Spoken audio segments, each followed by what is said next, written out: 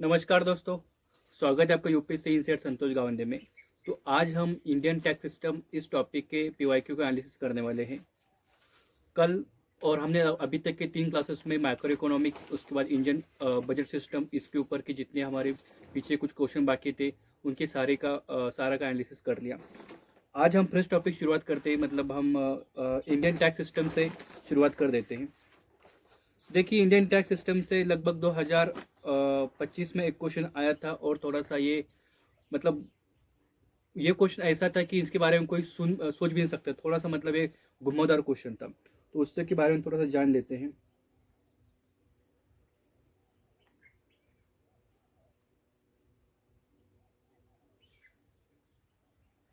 देखिए, मतलब यहाँ पर कहा है कि निम्नलिखित कथनों पर विचार कीजिए। 2025 के ए सेट का 5वां क्वेश्चन ये था और मुझे इस क्वेश्चन को काफ़ी अच्छे से याद है, क्योंकि कि वो मतलब नॉर्मली हम ये जानते हैं कि जो एग्रीकल्चर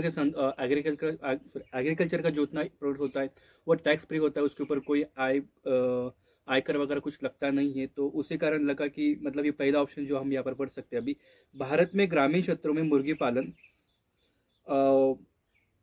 पोल्ट्री फार्मिंग, ऊन पालन क्या कहते हैं, ऊन पालन जैसे संबंध कृषि गतिविधियों से होने वाली आय को किसी भी कर से छूट दी गई है। देखिए, हमें ये क्वेश्चन पहले मतलब लगता है कि हाँ एकदम सही है, लेकिन ये कथन गलत हो जाता है। क्यों? क्योंकि केवल जो कृषि से आय प्राप्त होती है, देखिए यहाँ पर भी झूम नहीं हो पाएगा। देखो, जो कृषि से जो आय होती है ना, वह तो टैक्स से मुक्त है। लेकिन आयकर एक्ट की धारा 10(1) के तहत कृषि संबंध गतिविधि से जितनी भी आपको आय होगी वो टैक्स के अंतर्गत आती है। इसी कारण ये पहला कथन यहाँ पर गलत हो जाता है। ठीक है, चलिए नेक्स्ट क्वेश्चन है हमारा। नेक्स्ट ऑप्शन है, भारत में आयकर अधिनियम 1961 के प्रावधानों के तहत ग्रामीण कृषि भूमि को पूंजीगत संपत्ति नहीं माना जा सकता है। जी बिल्कुल सही, उसको पूंजीगत संपत्ति नहीं माना जाता। मतलब वो एक अपना आय का साधन है, जहाँ पर गरीब मतलब जहाँ पर 70% से अधिक जो किसान है लगभग वो अपना जीवन निर्वाह कृषि करते हैं। इसी कारण उसे मतलब पूंजीगत संपत्ति नहीं माना जाता है। उसके ऊपर अगर पूंजीगत संपत्ति माना जाता तो वो टैक्स के दायरे के अंदर आ जाती। इसी कारण ये वहाँ पर कथन गलत हो जाता है। तो देखिए, मतलब हमारे यहाँ पर सही आंसर जो होगा कि हमारा पहला कथन सही नहीं है और दूसरा कथन सही, डी यहाँ पर हमारा सही ऑप्शन हो जाएगा। अगर उत्तर की व्याख्या हम करें तो वही हमारा डी ऑप्शन यहाँ पर सही है। क्योंकि देखिए, पहला कथन गलत क्यों है? क्योंकि आयकर अधिनियम की धारा 10(1) के तहत केवल कृषि आय जैसे खेती कर मुक्त है। मुर्गी पालन, डेयरी या रेशम उत्पादन जैसे संबंध गतिविधियों को आमतौर पर व्यवसाय से होने वाली आय माना जाता है और यह पूरी तरह से कर से मुक्त नहीं है। वही दूसरी यहाँ पर कथन है कि दूसरा कथन हमारा सही है। वो क्यों सही है? क्योंकि आयकर अधिनियम के तहत ग्रामीण कृषि भूमि को पूंजीगत संपत्ति नहीं माना है, क्योंकि इसलिए बिक्री पर कैपिटल गेन टैक्स नहीं लगता है। तो चलिए, 2025 में यही एक क्वेश्चन था और अब लगभग 2024, 23, 22 में भी इस टॉपिक से कोई क्वेश्चन नहीं था। अब हम लगभग 2021 में इसमें क्वेश्चन पूछा गया था, तो चलिए उसी के ऊपर आगे बढ़ जाते हैं। 2021 में यहाँ पर क्वेश्चन आया था कि भारत में काले धन का निर्माण निम्नलिखित में से कौन सा प्रभाव भारत सरकार के लिए चिंता का मुख्य कारण रहा है। देखिए, वो चिंता का कारण क्या रहा है क्या नहीं रहा है वो जानने से पहले ये जान लो कि काला धन एक्चुअल में होता क्या है। काला धन ये होता है जो टैक्स की चोरी से कमाया जाता है, जो अवैध रूप से कमाया जाता है। वो धन होता है, क्या कहते हैं, वो जो धन होता है वो काला धन होता है। वही मतलब टैक्स की चोरी करके अवैध मार्ग, अवैध अगर मार्ग आपको बता दिया जाए तो कौन कौन से अवैध मार्ग हो, जैसे कि मनी लॉन्ड्रिंग हो गया, क्या हलफनामा वगैरह, हलफनामा नहीं उसको, सॉरी क्या कहते हैं, फिरौती वगैरह, इस माध्यम से जो धन कमाया जाता है वही क्या कहते हैं, काला धन के अंतर्गत आता है। तो वही अगर ऑप्शन के बारे में देखें तो अचल संपत्ति की खरीद और लग्जरी आवास में निवेश के लिए संसाधनों का मोह जी नहीं, ये इसके अंतर्गत नहीं आता काला धन। अनुत्पादक गतिविधियों में निवेश और कीमती पत्थरों, आभूषणों, सोने की खरीद जी नहीं, ये भी इसके अंतर्गत नहीं आता है। राजनीतिक दलों को बड़े दान और क्षेत्रवाद का विकास जी नहीं, ये भी इसके अंतर्गत नहीं आता है। वही देखो, टैक्स चोरी के कारण राज्य को खजने में राजस्व की हानि हो जाती है, क्योंकि देखिए जो कालधन जो छुपा जाता है वो बल्क मात्रा में, बड़ी अमाउंट में एक जगह पर छुपा जाता है। वो जो पैसा होता है वो पैसा मार्केट में नहीं आ पाता। इसी कारण मार्केट में मनी का प्रॉब्लम बन जाती है और इसी कारण मुद्रास्फीति बहुत ज़्यादा बढ़ जाती है। इसी कारण जो कर चोरी से जो धन प्राप्त होता है और मतलब राज्यों को राजस्व की हानि होती है, वही इसका चिंता का मुख्य कारण है। 2018 का क्वेश्चन देख लेते हैं। देखिए मतलब टॉपिक, देखो टैक्स इंटर मतलब जो हम करों के बारे में टॉपिक पढ़ते हैं वो काफ़ी मतलब उसके ऊपर जो फैकल्टी है काफ़ी डिटेल से टॉपिक पढ़ाती है, लेकिन इस टॉपिक से ये टॉपिक थोड़ा मतलब देखिए 2018 में क्वेश्चन आता है, मतलब हर 3-3 साल में इसका क्वेश्चन एक ही क्वेश्चन दे रहे हैं। वही अनिवासी भारतीयों द्वारा दी जाने वाली ऑनलाइन विज्ञापन सेवाओं पर 6% का समान कर लगाने के भारत के फैसले के संदर्भ में निम्नलिखित कथनों में से कौन सा सही है?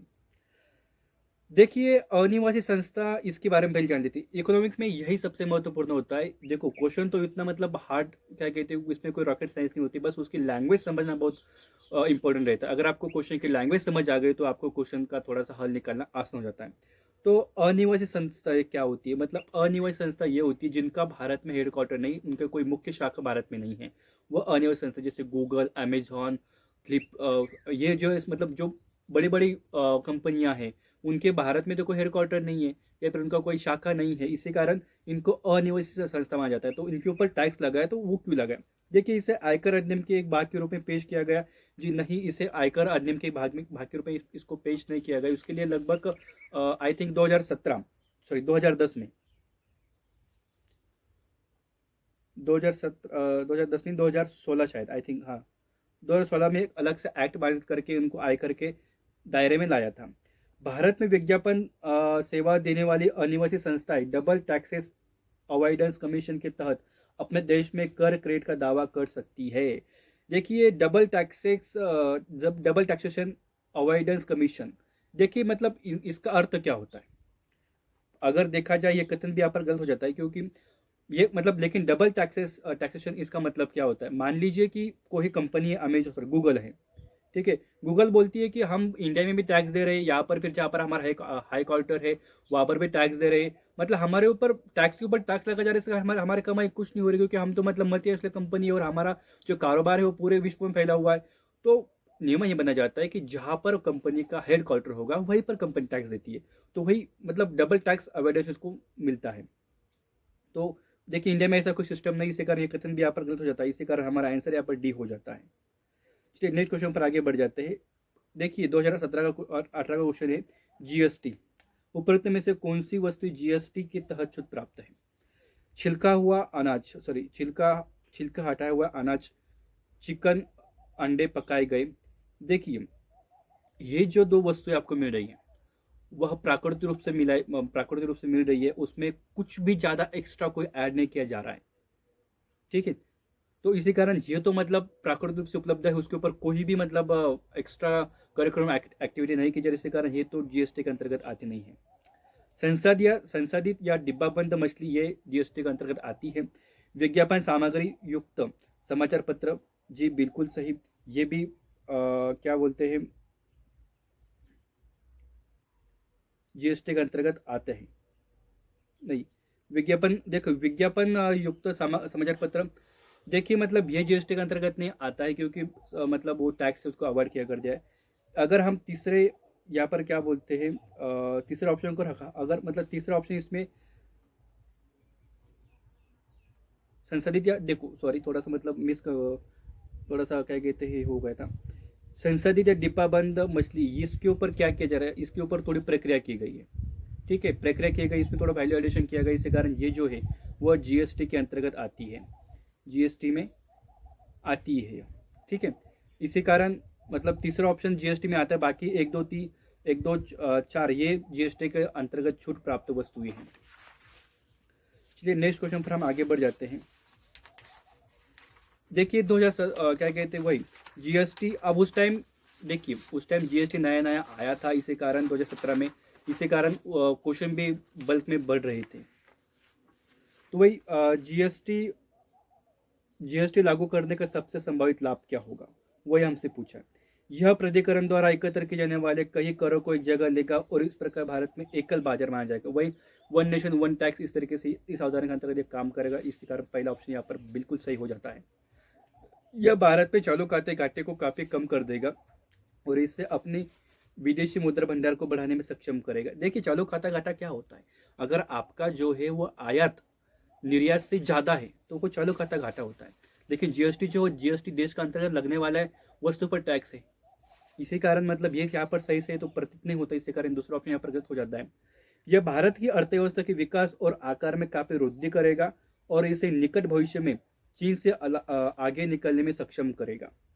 देखिए जीएसटी भारत में बनी हुई वस्तुओं पर लगाया जा रहा है, ठीक है। मल्टीपल टैक्स थे, उन उन टैक्स को मतलब ऐसा नहीं कि मतलब क्या कहते किसी भी वस्तु के ऊपर टैक्स हटा दिया, ऐसा नहीं है। सभी टैक्स को एक कर दिया है और उस वस्तु पर उसके मात्रा के अनुसार, उसकी गुणवत्ता के अनुसार, उसकी स्पेसिफिकेशन के अनुसार उसके ऊपर टैक्स लग रहा है। तो यहाँ पर मतलब चीन से आगे निकल जाएगी वगैरह वगैरह, ऐसे कुछ बात यहाँ पर नहीं हो रही है। इसी कारण ये तीसरे ऑप्शन पर यहाँ पर गलत हो जाता है। इसी कारण हमारा जो सही आंसर होगा केवल एक यहाँ पर सही आंसर हो जाएगा।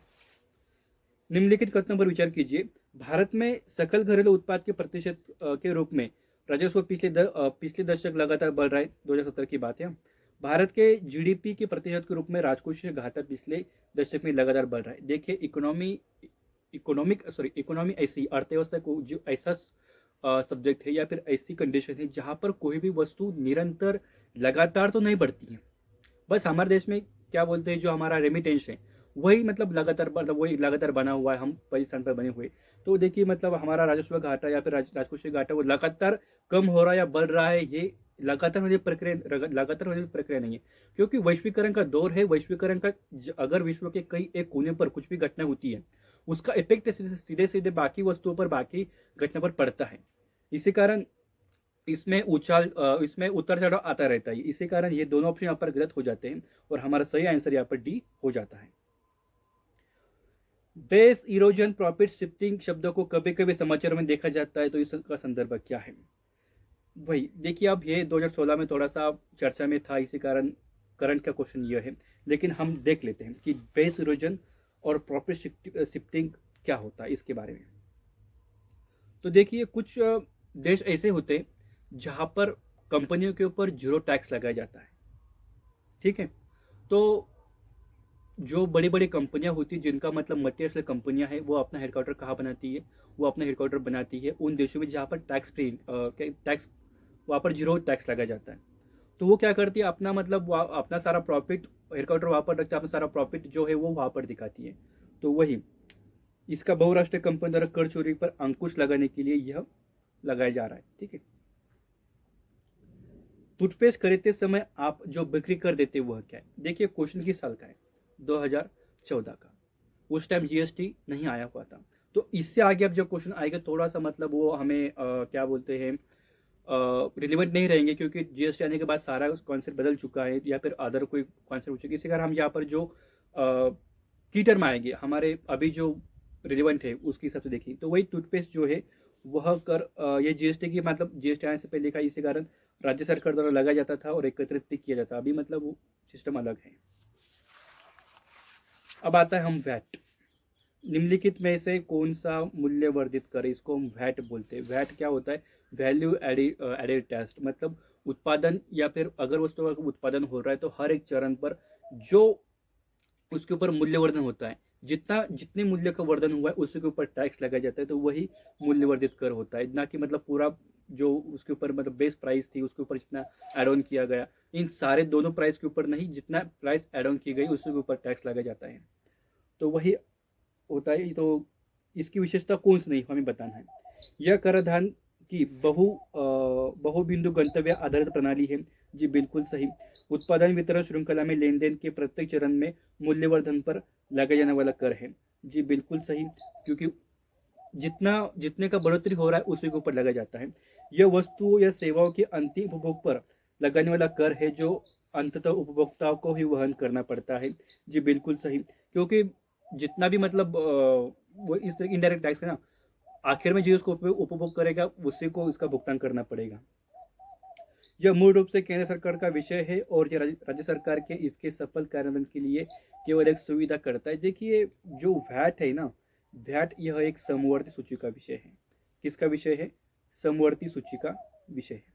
इसी कारण ये यहाँ पर नहीं हो जाएगा।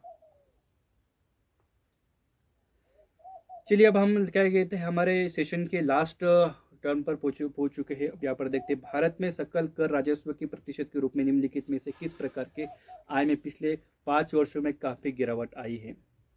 सकल कर राजस्व, वही टोटल टैक्स रेवेन्यू। तो वही हमारा जो उत्पाद शुल्क है उसमें कमी आई थी। वो मतलब थोड़ा करंट बेस्ड क्वेश्चन है। भारत, देखिए ऊपर है क्या, भारत में स्टॉक एक्सचेंज और वायदा बाजार बाजार में लेन देन पर, इस पर मतलब वही अब कर कौन लगाता है, तो उस पर संघ द्वारा इसको कर लगाया जाता है। लेन देन पर जो कर है वो संघ लगाता है और संघ ही वसूल करता है। इसी कारण ये दूसरा कथन यहाँ प्रदर्शित हो जाएगा और हमारा यहाँ पर आंसर केवल एक सही हो जाएगा। निम्नलिखित कथनों पर विचार कीजिए और यहाँ पर है कि उपरोक्त में से प्रत्यक्ष कर कौन से है। तो क्या बोलते हैं, फ्रिंज बेनिफिट पर टैक्स, जी बिल्कुल सही, ये प्रत्यक्ष कर है। फ्रिंज और प्रतिभूति लेन देन पर कर, ये भी प्रत्यक्ष कर हमें, क्योंकि प्रतिभूति लेन देन आपको प्रॉफिट हो रहा है, आपका इनकम आय बढ़ रही है, तो मतलब वो उसके अंतर्गत है। ब्याज का भुगतान, ब्याज कर ये इस अंतर्गत नहीं आते, इसे कर हमारा यहाँ पर आंसर केवल 1 और 3 हो जाएगा। निम्नलिखित में से कौन सा सेवा कर एक है। सेवा कर, सेवा कर कौन सा है वो हमें बताना है। 2006, वही केंद्र सरकार द्वारा लगाया गया प्रत्यक्ष कर, केंद्र सरकार द्वारा लगाया गया अप्रत्यक्ष कर, राज्य सरकार द्वारा लगाया गया प्रत्यक्ष कर, राज्य सरकार द्वारा लगाया गया अप्रत्यक्ष कर। तो वही केंद्र सरकार द्वारा लगाया गया अप्रत्यक्ष कर जो सेवा कर होता है। देखिए ये थोड़ा मतलब ये हम बस ऑप्शन देख रहे कि उस टाइम क्वेश्चन कैसे क्वेश्चन आ रहे थे, क्योंकि अभी देखो जीएसटी आने के बाद ये मतलब इतना रिलेवेंट नहीं रहा है। सर्विस टैक्स यहाँ पर बोलते हैं। तो वही मतलब 2002 में विजय केलकर समिति की अध्यक्षता में प्रत्यक्ष करों पर टास्क फोर्स के निम्नलिखित में से कौन सी उन्होंने सिफारिश की थी। वही संपत्ति कर का उल्लंघन करो, उन्होंने ये सिफारिश की थी। निम्नलिखित में से कथनों पर विचार कीजिए और वित्तीय लेन देन पर स्टैंप शुल्क क्या है। तो राज्य सरकार द्वारा लगाया गया और एकत्रित किया जाता है, केंद्र सरकार द्वारा पुनर्वियोग किया जाता है। जी देखिए इसको जो है दोनों के बीच वितरित किया जाता है और एकत्र की गई राशि को स्टॉक एक्सचेंज के रूप में इसको रखा जाता है। तो राज्य सरकार इसको राज्य सरकार लगाती है, लेकिन एकत्र वो करती है और दोनों के बीच उसको बांट दिया जाता है। इसी कारण यहाँ पर हमारा जो आंसर हो जाएगा वह विनियोग, केवल एक यहाँ पर सही हो जाएगा। केलकर समिति के हाल ही के प्रस्ताव में चर्चा कीजिए। 2003 का क्वेश्चन है लगभग। वही कर सुधारों के लिए सिफारिश कर रही थी यह समिति। निम्नलिखित करों पर विचार कीजिए, उपरोक्त में से कौन से अप्रत्यक्ष कर है। भले ही देखो अप्रत्यक्ष करों में आज भी उन करों को शामिल करते हैं और हम उसको पढ़ते हैं कि जो हमारा उत्पाद शुल्क है, सीमा शुल्क है, वो जो क्या बोलते हैं अप्रत्यक्ष कर में आता है। निगम कर जो मतलब कंपनी के ऊपर लगाया जाता है, संपत्ति कर जो व्यक्ति के संपत्ति के ऊपर लगाया जाता है, ये जो है ये प्रत्यक्ष कर के एग्जाम्पल है। और ये सीमा शुल्क और उत्पाद शुल्क ये अप्रत्यक्ष कर है। ठीक है। राज्य वित्त मंत्रियों की स्थायी समिति ने जनवरी 2000 में निम्नलिखित के संबंध में राज्य में एक समान दर निर्धारित करने की सिफारिश की। तो कौन सी सिफारिश की थी। वो बिक्री कर को इसके लिए करने के लिए कहा था। वही MAT, भारत सरकार के बजट मतलब कब इसको पेश किया गया था। तो ये 1996 में पेश किया था।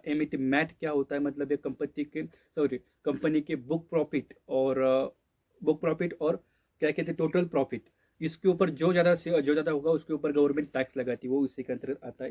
1996 का क्वेश्चन ये था। निगम कर यह क्या कहते हैं, संघ सरकार द्वारा मतलब क्या इसका है राज्य द्वारा लगाया और विनियोजित किया जाता है, संघ द्वारा लगाया जाता है और राज्य सरकारों द्वारा एकत्र विनियोजित किया जाता है। तो सही है, देखो वही है, संघ सरकार द्वारा लगाया जाता है और विशेष रूप से उसी का यह होता है, मतलब वो किसी को और मतलब वो शिफ्टिंग उसको नहीं करता है। तो चलिए मतलब आज लगभग इतना 20 मिनट का हमारा सेशन लगभग रखते हैं और आशा कि आपको सेशन पसंद आया होगा।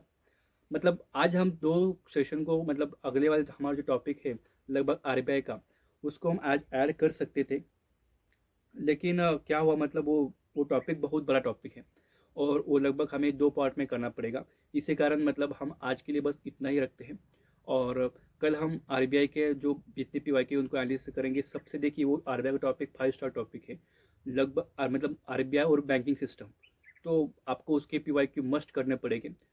तो आपका इस सेशन तक यहाँ तक बने रहने के लिए बहुत बहुत शुक्रिया। तो चलिए मिलते हैं कल के सेशन में, तब तक के लिए नमस्कार।